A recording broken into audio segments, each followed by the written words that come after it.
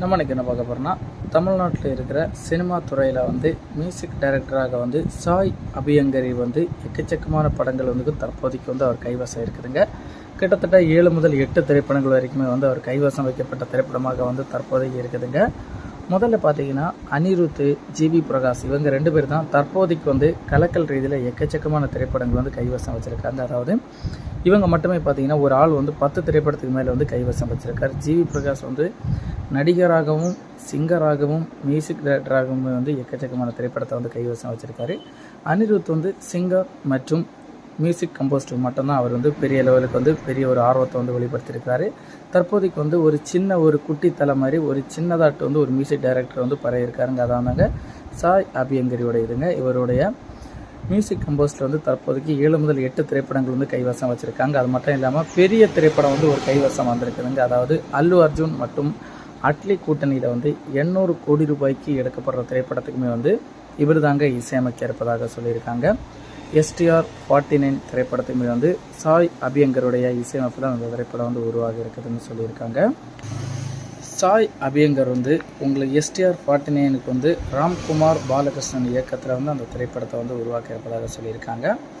அதனைத் தொடர்ந்து பார்த்தீங்கன்னா பாக்கியராஜ் கண்ணன் அவருடைய இயக்கத்தில் வந்து பென்ஸ் திரைப்படத்துலையுமே வந்து இது பண்ணுற ராகவா லாரன்ஸோட நடிப்பில் பென்ஸ் திரைப்படத்துலையுமே வந்து சாய் அபியங்கருடைய இசையமைப்பு தாங்க புக் பண்ணப்பட்டிருக்குன்னு சொல்லியிருக்காங்க.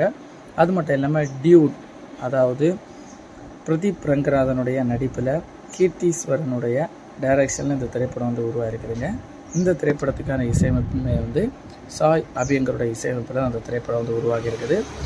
அது மட்டும் இல்லாமல் உங்களுக்கு ரீசெண்டாக வந்து RJ பாலாஜியோடைய இயக்கத்தில் சூர்யா நடிப்பில் உருவாக்கப்பட்ட திரைப்படம் தாங்க கருப்புன்னு சொல்கிற திரைப்படம். இந்த திரைப்படத்தோட டைட்டிலுமே வந்து ரீசெண்டாக வந்து வெளியாயிருந்துங்க.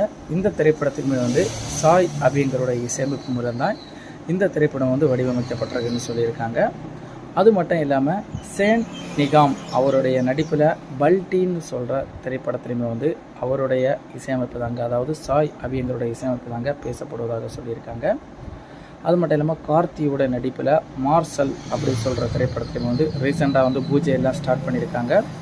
அந்த திரைப்படமும் வந்து சாய் அபியங்கருடைய இசையமைப்பில் தாங்க உருவாகியிருக்குது.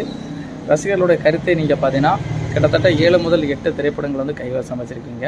இந்த திரைப்படத்தோட இசையமைப்பு வந்து எந்த படத்துக்கு எது போடணும், எந்த படத்துக்கு என்ன கம்ப்யூஸ் பண்ணணும்னு சொல்லி உங்களுக்கெல்லாம் கன்ஃபியூஸ் ஆகுமா ஆகாதா அப்படின்னு சொல்கிற லெவலுக்கு வந்து விமர்சிக்க லெவலில் வந்து பெரிய லெவலுக்கு வந்து இவருக்கு வந்து பெரிய ஒரு அச்சீவ்மெண்ட் எதுவும் கிடையாதுங்க. இவர் வந்து 2-3 ஆல்பம் சாங் மட்டும்தான் உங்களுக்கு பெரிய லெவலுக்கு வந்து ரீச் ஆகிருக்கே தவிர பெரிய ஒரு மியூசிக் டைரக்டராக வந்து எந்த ஒரு திரைப்படத்துக்கும் வந்து இது வரைக்கும் அச்சீவ் பண்ணலைங்க.